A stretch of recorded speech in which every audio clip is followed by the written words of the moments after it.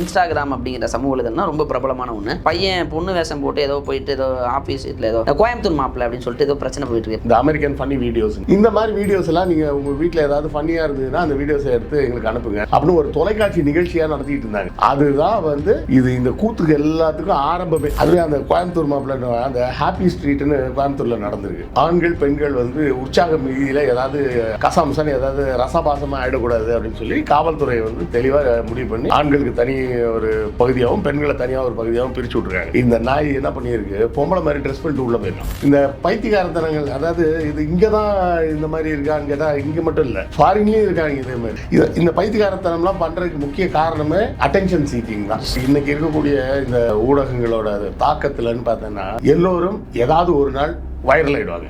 அது என்னைக்குன்னு தெரியாது. இன்னைக்கு குஷியா இருக்கிற மாதிரி இருக்குன்னு இவனும் பண்ணிட்டே இருப்பாங்க. பார்த்துட்டு எல்லாரும் என்ன பாராட்டமா போறாங்க, லூசு பாயடா அப்படின்னு சொல்லிட்டு போவாங்க. லூஸ் தனத்தோட உச்சகட்டமா அடுத்ததுக்கு என்ன பண்ணும், அடுத்ததுக்கு இன்னும் இதை விட என்ன பண்றதுன்னா கடைசியாக ஒருத்தன் நாக்க வெட்டிட்டு வந்திருக்கான். அன்னைக்கு அறம் நாடு நேயர்களுக்கு அன்பு வணக்கம். இது நம்மோடு இணைந்திருப்பவர் வரலாற்று ஆய்வாளர் எழுத்தாளர் கிருஷ்ணவேல் அவர்கள். சார் வணக்கம். வணக்கம் நந்தா. சமூக வலைதளங்களில் புதுசாக எதையாவது பண்ணி ட்ரெண்ட் ஆவாங்க. என்னெல்லாம் புதுசாக இதெல்லாம் எங்கேருந்து பிடிச்சி யோசிச்சுட்டு வருவாங்கன்னே தெரியாது. ஃபாரினில் யாராவது ஒருத்தர் பண்ணியிருப்பாங்க, அதை 10 வருஷத்துக்கு அப்புறம் நான் தான் இங்கே முதல் முறையாக பண்ணேன்னு எடுத்துகிட்டு வந்து அதை பாலிஷ் போட்டு ஒரு கலாச்சாரம் அது எப்பவுமே இருக்கிறது தான், அதை தவிர்க்க முடியாது. பட் இப்போ அந்த இன்ஸ்டாகிராம் அப்படிங்கிற சமூக வலைதளம்னா ரொம்ப பிரபலமான ஒன்று. இப்போ அதில் வந்து தன்னுடைய லைக்குகள் வாங்கணும், ஃபாலோவர்ஸ்கள் ஏறணுங்கிறதுக்காக வித்தியாசமாக ஹாய் ஃப்ரெண்ட்ஸ், நீங்கள் நான் இன்னைக்கு கக்கூஸில் உட்கார வச்சு ஃப்ரைட் ரைஸ் சாப்பிட சொன்னீங்க, சாப்பிட்டேன் ஃப்ரெண்ட்ஸ் அப்படிலாம் இல்லை சார் பார்க்குறீங்களா இல்லையா? இல்லை, நான் அதெல்லாம் இன்னும் பார்க்கல. நல்ல வேலை பார்க்கலையா? அப்படிலாம் கூட வருதா? ஐயோ சார் ஹாய் ஃப்ரெண்ட்ஸ், இன்னைக்கு நீங்கள் எறும்பு சாணி எடுத்து மூஞ்சில் பிக்க சொன்னீங்க, அது அப்பக்கிட்ட ஃப்ரெண்ட்ஸ் பார்க்குறது இல்லையா? சார் உண்மையாக தான். அட லூஸ், சரி நம்ம திட்டக்கூடாது, ஏன்னா அவங்களோட விருப்பம் இல்லையா? இப்போ என்னன்னா டக்குன்னு போயிட்டு ஒருத்தலாம் தண்ணிக்குள்ளே மூழ்கி செத்து போயிட்டான் ரீல்ஸ் எடுக்கிறது. அப்படி ரொம்ப விபரீதமாக அந்த விளையாட்டுகள், ஒருத்தர் ட்ரக்கிங் போகிறன்ட்டு கீழே விழுந்துடுறாங்க. அதாவது கவர்வதற்காக பல எக்ஸ்ட்ரீம் எல்லைகளுக்கு போய் உயிரை விடுற அபாயமும் போய்கிட்டு இருக்கு.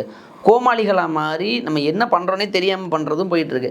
இது நமக்கு அதில் எந்த வருத்தமும் கிடையாது, எந்த பாதிப்பும் கிடையாது. எண்ட் ஆஃப் த டே இதனால் சமூகத்தில் ஏதாவது பிரச்சனை வந்தால் நம்ம எதை பற்றி பேச போகிறோம். இப்போ டிடிஎஃப் வாசன் நம்ம தம்பி இப்போ ஒருத்தர் பண்ணிட்டு இருப்பார், அண்ணன் நல்லா பைக் ஓட்டிகிட்டு இருந்தார், ரோட்டில் பண்ணுறது தப்புன்னா இப்போ அதெல்லாம் பண்ணுறதில்ல போல இருக்கு. ஆனால் மறுபடியும் இதை பாம்பை கையில் சுற்றி அவரு பிரச்சனை போயிட்டுருக்கு. இன்னொரு சைடு பையன் பொண்ணு வேஷம் போட்டு ஏதோ போயிட்டு ஏதோ ஆஃபீஸ் வீட்டில் ஏதோ கோயம்புத்தூர் மாப்பிள்ள அப்படின்னு சொல்லிட்டு ஏதோ பிரச்சனை போயிட்டுருக்கு. பார்த்தீங்களா? பார்த்து என்ன எப்படி பார்க்குறீங்க இதெல்லாம்?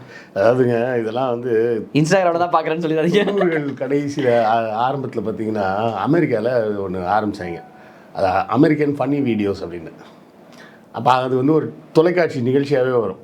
என்னென்னா அமெரிக்காவில் வந்து இந்த கேம் கார்டர்னு சொல்லிட்டு கையில் வச்சு எடுக்கிற மாதிரி ஒரு சின்ன வீடியோ கேமரா வந்து ஃபேமஸ் ஆனதுக்கு பிறகு ஒவ்வொருத்தரும் வீடுகளில் எடுக்கிறது, அவங்க வீட்டுக்குள்ளே ஏதாவது நகைச்சுவாக நடக்கிறது, இல்லை ஒரு குழந்தை வந்து பேசுறது.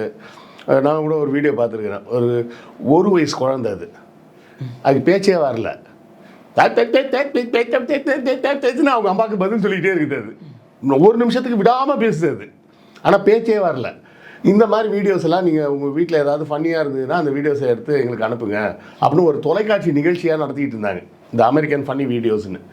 அதுதான் வந்து இது இந்த கூத்துக்கு எல்லாத்துக்கும் ஆரம்பமே. சரியா? முதல்ல இந்த கூத்தெல்லாம் ஆரம்பித்தது அமெரிக்காவிலேருந்து, அந்த அமெரிக்கன் ஃபன்னி வீடியோஸ். அதுக்கு பிறகு கொஞ்சம் கொஞ்சமாக அதுக்கு அடுத்த செட்டு வந்து பார்த்திங்கன்னா இந்த கேண்டிட் கேமரான்னு சொல்லுவாங்க. கேமராவை மறைச்சி வச்சுட்டு போய் ஒருத்தர் வினோதமாக நடந்துக்கிறது. ஆமாம். அப்போ அவங்க இப்போ திடுக்கிட்டு பார்க்கும்போது கடைசியாக இல்லைங்க இது மாதிரி கேண்டிட் கேமராவுக்கு எடுத்தோம் அப்படிங்கிறது. அது நம்ம ஊரில் வந்து புதுசு செருப்பு கட்டி அடிச்சு ஓடலாம் அது மாதிரிலாம் நடந்தது. இதில் சொல்லப்போனால் நான் ஒரு தொலைக்காட்சியில் வேலை பார்த்துட்டு இருக்கும்போது ஒரு முக்கியமான தயாரிப்பாளர் வீட்டில் போய் இது மாதிரி பண்ணிட்டாங்க. என்ன பண்ணிட்டாங்கன்னா அந்த தொலைக்காட்சி பேரும் வேணாம், தயாரிப்பாளர் பேரும் வேண்டாம்.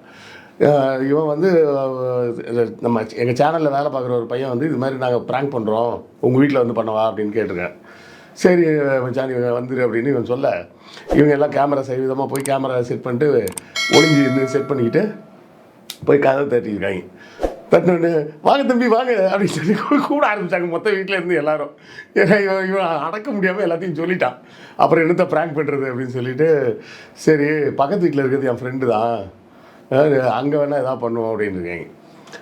சரி நாங்கள் போய்ட்டு அந்த பையனை கூப்பிட்டு இந்த காம்பேரிங் பொண்ணை கூப்பிட்டு போயிட்டு இந்த மாதிரி உங்கள் பையன் வந்து இந்த பொண்ணை காதலிக்கிறேன்னு சொல்லி ஏமாற்றிட்டான், உடனடியாக கல்யாணம் பண்ணி வைங்க அப்படின்ற மாதிரி மிரட்டியிருக்காங்க. அந்த ப்ரொடியூசர் வந்து அந்த பையன் வந்து ஆளர் அடிச்சு அப்பா இவங்க பார்ப்பா யாருன்னே தெரியல யாரோ ஒருத்தன் வந்து என்ன மிரட்டுறான்னு கத்த. அவர் கொஞ்சம் சமூகத்தில் முக்கியமான பொறுப்பில் இருக்கக்கூடிய ஒரு ரொம்ப பழைய காலத்து ப்ரொடியூசர் அவர். அதாவது ஏவிஎம் காலத்துலேருந்து ப்ரொடியூஸ் பண்ணுற மாதிரி உள்ள ஒரு முக்கியமான நபர். அவருக்கு அடுப்பாகி உடனே போலீஸுக்கு ஃபோன் பண்ணிட்டார். பட்டுன்னு போலீஸ் வந்து இவங்க எங்கள் குரூவிலேருந்து மொத்தமாக கேமரா எல்லாரையும் அரெஸ்ட் பண்ணி கொண்டு போய் உள்ளே வச்சுட்டாங்க. So the prank Khan wrong அப்படின்ற மாதிரி விஷயங்கள்லாம் இதெல்லாம் வருது. இப்போ அதுக்கப்புறம் கூட பார்த்தீங்கன்னா அமெரிக்கன் வீடியோஸில் பார்த்தீங்கன்னா இந்த மாதிரி வரும். இப்போ கூட ரீசெண்டாக வரும். என்னென்னா கையில் ஒரு $100 வச்சுப்பாங்க. நான் 10 கேள்வி கேட்பேன், கரெக்டாக பதில் சொன்னீங்கன்னா 2 பேரில் யார் ஃபஸ்ட்டு சொல்கிறீங்களோ அவங்களுக்கு இந்த $100 அப்படின்னு ப்ரைஸ் கொடுப்பாங்க. அது பரவாயில்லையே சார், பதில் சொல்கிறாங்க கொடுக்குறாங்க, ஓகே. என்ன ஃபாலோ பண்ணியிருக்கீங்களா? என்னங்க அதெல்லாம் பார்த்து தான் இவனுங்க மொக்கையாக காப்பி அடிக்கிறது. அவன் வந்து கேட்கும்போது என்ன கேட்பாங்கன்னா, ஃப்ரான்ஸ் நாட்டு தலைநகர் எது சொல்லுங்கள், ஜப்பான் தலைநகர் எதுக்கு சொல்லுங்கள், இப்படி ஒரு 5 கேள்வி கேட்பான். 2 பேரும் மாற்றி யார் ஃபஸ்ட்டு பதில் சொன்னாங்க, யார் அதிக பாயிண்ட் எடுத்தாங்களோ அவங்களுக்கு $100 கொடுத்துட்டு போயிடுவான். இவங்க அதெல்லாம் விட்டுட்டு அங்கே $100 அது ஒர்த்து ஜாஸ்தி.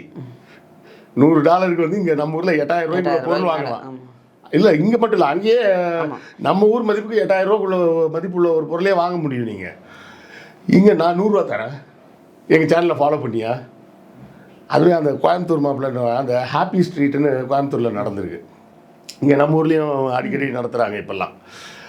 இல்லை இங்கே பார்த்தா அங்கே நடத்துகிறாங்கன்னு வச்சுக்கலாம், இல்லை அங்கே பார்த்து இங்கே நடத்துகிறாங்க. வெளிநாடு நடந்ததை பார்த்து இங்கே நடத்துனாங்க, இங்கே நடந்ததை பார்த்து அங்கே நடத்துனாங்க. அப்படி அந்த இடத்துல வந்து ஆண்கள் பெண்கள் வந்து உற்சாக மிகுதியில் ஏதாவது கசம்சன்னு ஏதாவது ரசபாசமாக ஆகிடக்கூடாது அப்படின்னு சொல்லி காவல்துறை வந்து தெளிவாக முடிவு பண்ணி ஆண்களுக்கு தனி ஒரு பகுதியாகவும் பெண்களை தனியாக ஒரு பகுதியாகவும் பிரித்து விட்ருக்காங்க.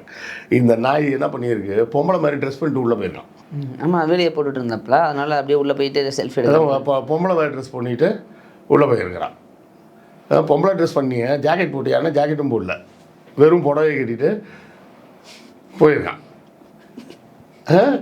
அது அதாவது சில பேர் கிராஸ் ட்ரெஸ்ஸர்ஸ்னே இருக்காங்க. அதைத்தான் வந்து நம்ம சில பேரை புரிஞ்சிக்காமல் திருநங்கையர்னே சொல்லிடுறோம். அவங்க வந்து ஆணாகவே இருப்பாங்க, ஆனால் அவங்களுக்கு பொம்பளை ட்ரெஸ் போடுறது பிடிச்சிருக்குன்ற மாதிரி சில பேர் ரகசியமாக போடுவாங்க, சில பேர் பப்ளிக்காக கூட போடுவாங்கன்னு வச்சிங்களேன். ட்ரெஸ்ஸுன்றது ஒரு தேர்வு, அவ்வளோதான். அது அவங்கவுங்க விருப்பம், அவங்க இஷ்டப்பட்டால் போட்டு போகிறாங்க. இது அந்த திருநங்கையரெல்லாம் கிண்டல் பண்ணுற மாதிரி தானே இருக்குது. அதுதான் எனக்கு எரிச்சலாக. நம்ம ஒரு காலத்தில் வந்து என்னெல்லாமோ அருவருக்கத்தக்க பெயர்களெல்லாம் கூப்பிட்டு இருந்தாங்க.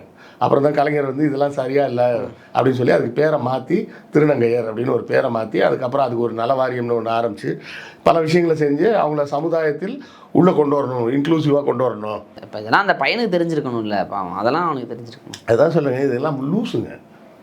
இதெல்லாம் அறிவும் கிடையாது, ஒன்றும் கிடையாது, படிப்பும் இருக்காது, ஒன்றும் இருக்காது.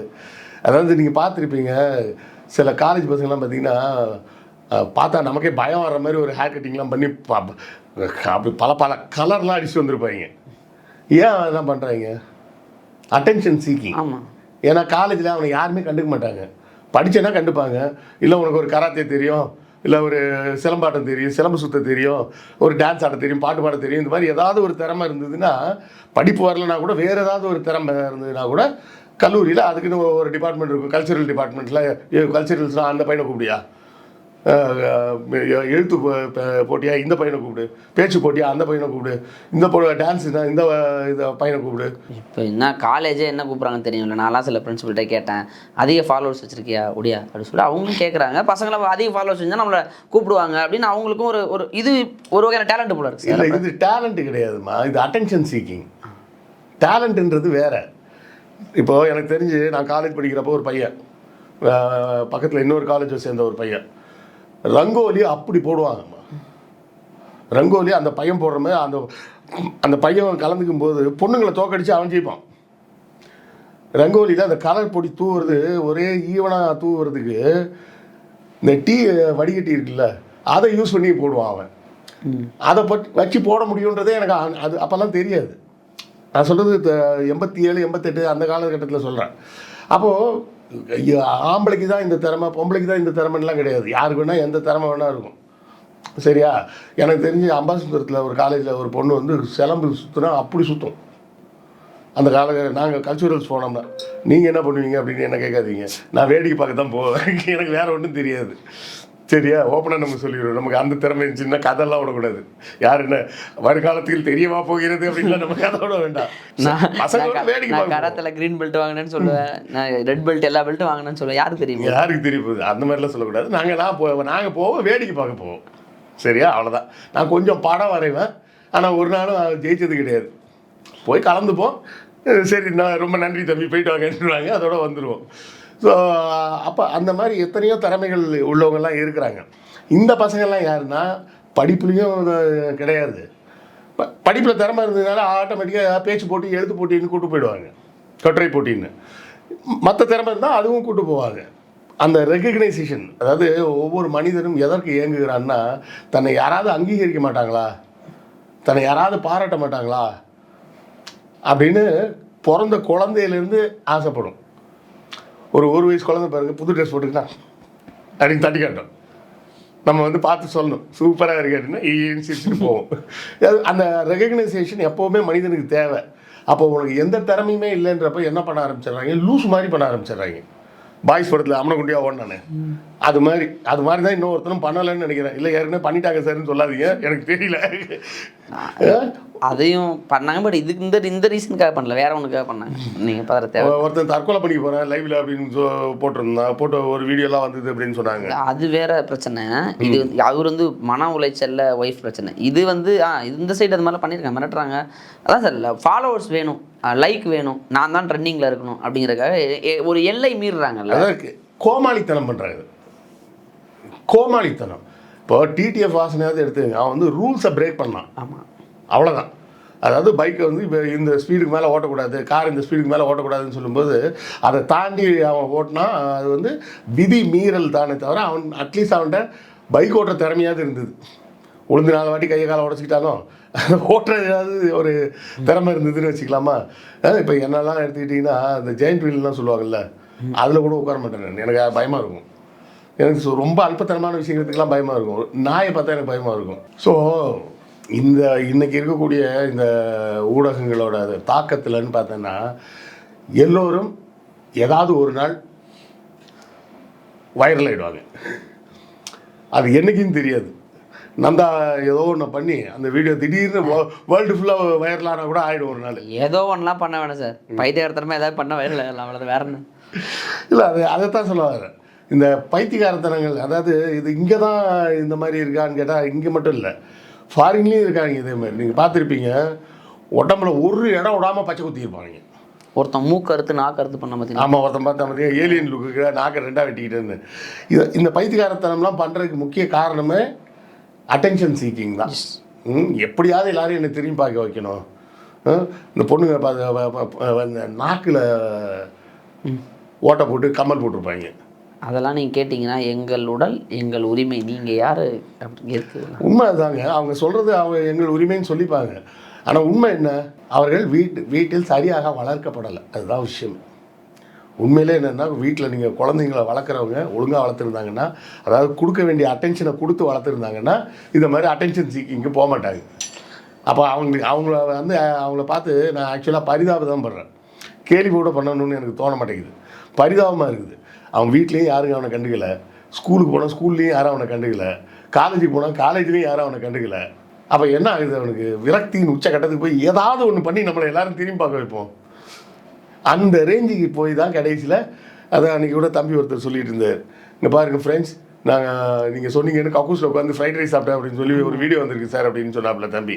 அதெல்லாம் உண்மைதான். நீங்கள் வேறு சார், அதெல்லாம் இல்லை, எக்ஸ்ட்ரீமாக மிளகாத்தூளை உடம்புல தப்பிக்கிறது, நெருப்பு பற்ற வச்சு அதுக்குள்ளே ஓடுறது, தலைமை என்னென்ன பண்ண முடியுமோ, அதாவது இப்போ இதெல்லாம் அவங்க முயற்சி பண்ணி அவங்களோட ஸ்கில்லெல்லாம் கொண்டு போய் ஒலிம்பிக்கில் மெடல் வாங்கி கொடுத்தா இந்தியாவுக்கு சந்தோஷங்கிற மாதிரி அவங்கள விமர்சிக்கலை. பட் திறமைகளை பல விதத்தில் காட்டி சோஷியல் மீடியாவில் வீடியோ போடட்டும்.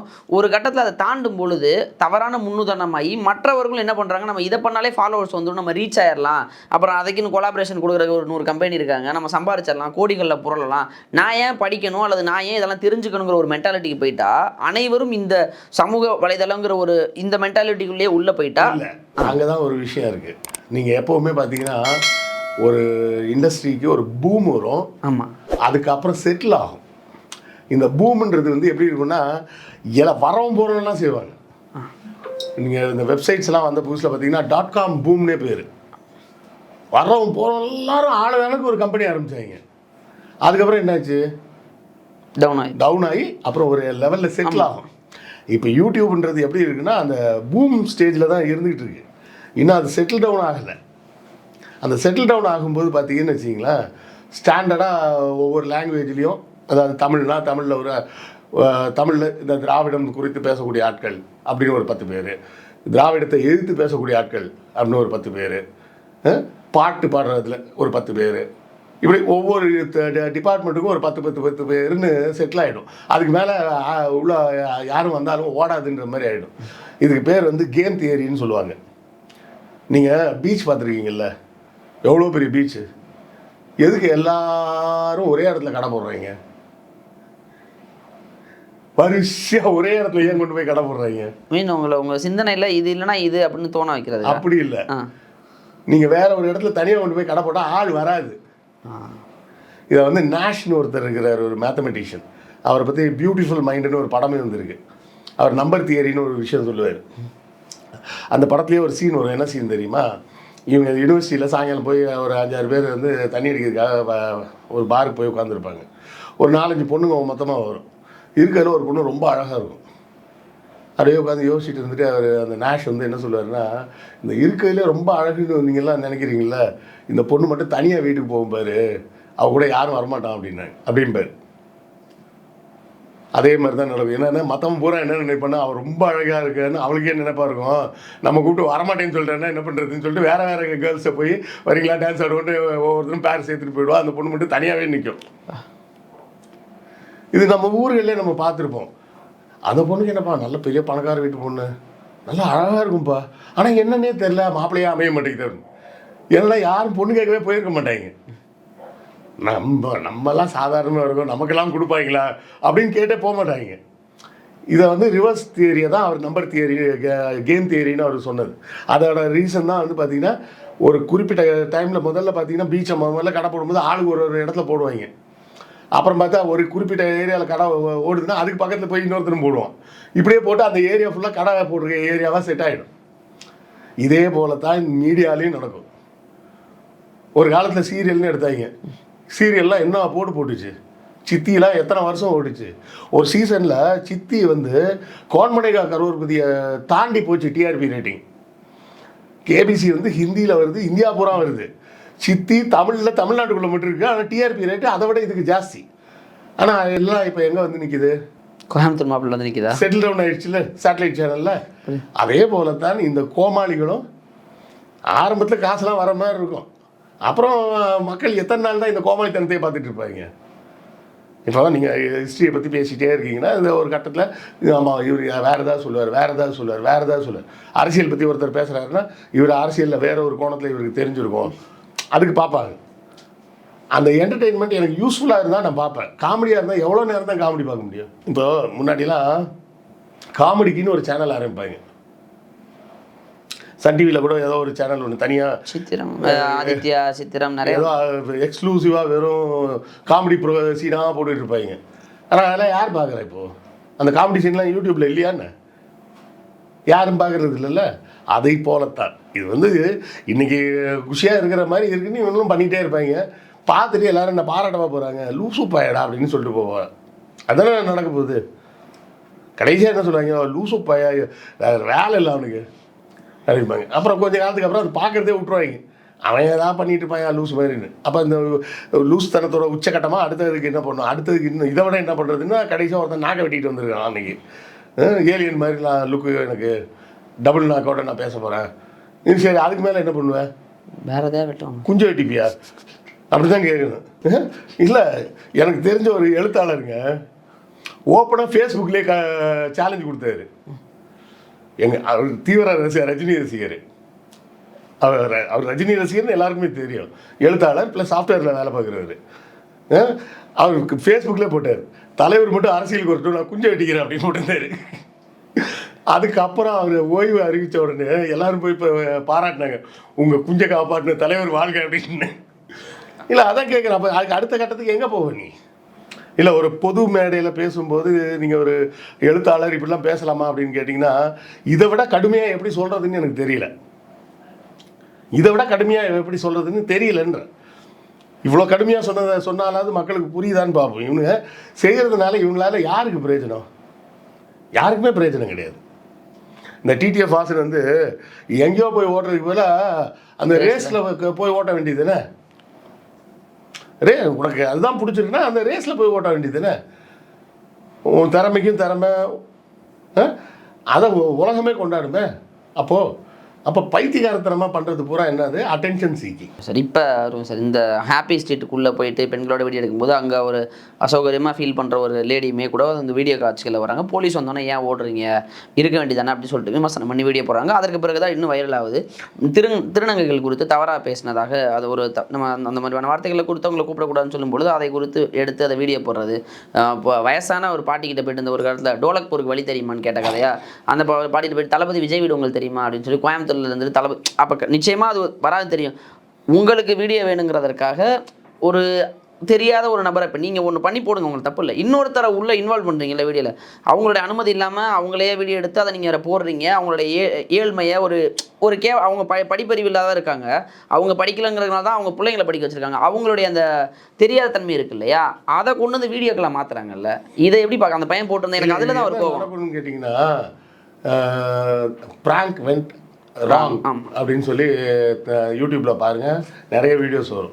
அது என்ன வெண்ட் ராங் அப்படின்னா இவன் போய் யார்ட்டையா ப்ராங்க் பண்ண போயிருப்பான், அவன் கடுப்பாகி 4 சாத்துவான். அது மாதிரி இவனுக்கு 4 இடத்துல அடி வாங்கினா தான் திருந்துவாங்க. அது வேற திருந்த போகிறது இல்லை. இவனுக்கு எனக்காவது ப்ராங்க் பண்ணுறேன்னு யாராவது ஒரு போலீஸ் ஆஃபீஸர்கிட்ட போய் வம்பு பண்ண வராங்க, அவர் தம்பின்னு கூப்பிட்டு போய் உள்ளே உட்கார வைக்க போகிறாரு. இல்லை யாராவது ஒரு வெயிட் லிஃப்டர் மாதிரி யாராவது ஒரு ஆள்கிட்ட போய் ஏதாவது வம்பு பண்ணி அவன் மூஞ்சிலே 2 சாத்தி அப்பவும் இவனுக்கு திருந்த மாட்டாங்க. இல்லை சார், எனக்கு இந்த வீடியோவில் நான் பர்டிகுலராக கேட்டேன். இப்போ அந்த பையன் மேலே நமக்கு தனிப்பட்ட முறையில் வன்மை எதுவும் கிடையாது, நம்ம நிறைய ஃபாலோவர்ஸ் வச்சிருக்காரு. ஏன்னா நம்மளும் இன்ஸ்டாகிராமில் வீடியோக்கெல்லாம் நானும் ஒரு கடத்தில் போட்டிருக்கேன். அப்படிங்கும்போது நம்ம அப்படி வரல. ஒரு வயதான பாட்டிக்கிட்ட போய் தளபதி விஜய் வீடு தெரியுமா உங்களுக்கு, அது முடியாதவங்களின் அறியாமையை போய் காசாக்குறதுன்றது வந்து முடியாதவங்கள்ட்ட போய் பேசுகிறதும் தப்பு, இன்னொருத்தர் அறியாமையை போய் நீ அசிங்கப்படுத்துறதும் தப்பு. ஒருத்தருக்கு எல்லாமே தெரிஞ்சிடணும்னு அவசியம் கிடையாது. 60 வயசு ஆயாக்கு விஜய் வீடு தெரியுமா சார்? தெரிஞ்சு என்ன ஆகுது? அதுவும் கோயம்புத்தூர்ல இருக்கிற ஒரு ஆயாட்ட போய் கேட்குறான். அது தெரிஞ்சு அது அவன் கொஞ்சம் வம்பு பிடிச்ச ஆயாலாம் இன்னும் பார்க்கலன்னு நினைக்கிறேன். அருகம்புல் வச்சிருக்கா, அருவா இருக்கு தெரியுமா? தெரிஞ்சு நான் என்னடா பண்ண போகிறேன் அப்படின்னு பதிலுக்கு கேட்குற மாதிரி ஒரு ஆயாட்ட அவன் என்னைக்கு சிக்கிறானோ அன்னைக்கு செருப்படி வாங்குவான். இது வந்து அதாவது எல்லா நாளும் எல்லாரையும் ஏமாற்றிட்டு தெரிய முடியாது. ஒரு நாள் வசமாக எங்கேயாவது சிக்கி சீனாவும் என்ன சார் தனுஷ் டைலாக்லாம் பேசுறீங்க, ஒரு நாள் அந்த கோசை பட்டுன்னு வச்சா போட்டு போயிருக்கிற மாதிரி சொல்கிறேன். ஒரு நாள் எங்கேயாவது வாங்குவாங்க. இப்போவே அது இப்போ நியூஸ் சேனல்லாம் ட்ரோலாக மாறும்போது மன்னிப்பு கேட்டு வீடியோ போட்டிருக்காரு அந்த தம்பி. இது ஒரு உடனே மன்னிப்பு கேட்டேன். அது பண்ணுறது பூரா இது பூரா என்னென்னா சுத்த பொறுக்கித்தனம் தான் சொல்லணும். இது மாதிரி ஒரு நம்ம தெரிஞ்ச கல்யாண வீட்டுக்கு போனால் கூட லேடிஸ் இருக்கிற இடத்துக்கு நம்ம டக்குன்னு உள்ளே போயிடுவோமா, அது மாதிரி போயிருக்கிறான். அதை வந்து காவல்துறை ஆக்சுவலாக நடவடிக்கை எடுத்துருக்கணும். தூக்கி இது மாதிரி 4 சம்பவங்களை தூக்கி உள்ள வச்சா தான் மற்ற பசங்களுக்கு அறிவு வரும். இது வந்து அவன் மேலே உள்ள காழ்ப்புணர்ச்சி அது இதுன்னு யாரும் நினச்சிக்கூடாது. இது வந்து அத்துமீறலான சில விஷயங்கள். இதில் வேறு கேட்டால் கோயம்புத்தூர் மாப்பிள்ளையா அவன் பேர், என்னடா கோயம்புத்தூரில் பொண்ணு எடுத்திருக்கியா அப்படின்னு கேட்டால் இல்லை கோயம்புத்தூரையே நான் தான் கல்யாணம் பண்ணியிருக்கேன்றான். என்னடா இது லூஸ் தரமே. நம்ம வந்து நகரங்களையும் ஊரையும் பெண் வடிவத்தில் பார்க்கக்கூடியது இந்திய தாய் அப்படின்னு சொல்கிறோம். அப்போ இந்தியா மாப்பிள்ளை அப்படின்னு ஒருத்தன் சொல்லுவானா, நான் இந்தியாவே கல்யாணம் பண்ணியிருக்கேன்னு சொல்லுவானா? எவ்வளோ பைத்தியகாரத்தனமாக இருக்குது. இதையும் பார்த்துக்கிட்டு மக்கள் வந்து இருக்கிறாங்கன்னா மக்களுக்கு சாதாரணமாக கொஞ்சம் பொழுது போகுது, சரி ஒழிஞ்சு போ அப்படின்னு சொல்லிட்டு பேசாமல் இருக்கிறாங்க, அவ்வளோதான். ஆனால் இந்த பைத்தியகாரத்தனங்களுக்கு எங்கேயாவது ஒரு இடத்துல சரியாக விழும் அடி. ஐயோ, இது நீங்கள் இப்படி மக்களுக்கு பொழுதுபோக்குன்னு காரணமாக கடந்து போக முடியல சார். கோயம்புத்தூர் மாப்பிள்ளைன்னு ஒருத்தனா, கோயம்புத்தூர் பையன் ஒருத்தன், மதுரை பையன் ஒருத்தன், திருநெல்வேலி பையன் ஒருத்தன். இப்போ இது என்ன ஆகுதுன்னா ஒரு கட்டத்தில் நாங்கள் தான் கெத்து அப்படின்னு வார்த்தை மோதல்கள்லாம் போகிறாங்க. பார்க்க ஒரு மாதிரி இருக்கிறது. நீங்களும் வேணா சூளமேடு பையன் நீங்கள் ஒரு சேனல் ஆரம்பிங்க, சூளமேடு சூனாப்பானு சூளமேடு சூனாப்பானா அப்படின்னு ஒரு சேனல் ஆரம்பிங்க வச்சு நான் வந்து விழிப்புணர்வை ஏற்படுத்தி இந்த மக்களை இல்லை ஏன் சார் முதல்ல நம்ம வாழ்க்கையை இல்லை. இந்த நேரத்தில் அது வைரலாகி நியூஸ் சேனல்லாம் போயிட்டு இருந்தது. அந்த திருநங்கைகள் குறித்து அவர் தவறாக பேசினதற்காகவும் அந்த தெரியாதவர்களின் எளிமையை ஏளனத்தை வந்து கேலி செய்யும் விதமாக வீடியோ பதிவிட்டதுனால தான் நம்ம இந்த வீடியோ கூட பேசியிருக்கோம். மற்றபடி தனிப்பட்ட முறையில் அந்த பையனை தாக்க நமக்கு என்ன நோக்கம்? ஒன்றும் கிடையாது. தான் வேலையை பார்க்க பார்க்கட்டும். எனிவேஸ் நேரம் கொடுத்ததற்கு நன்றி சார். நன்றி.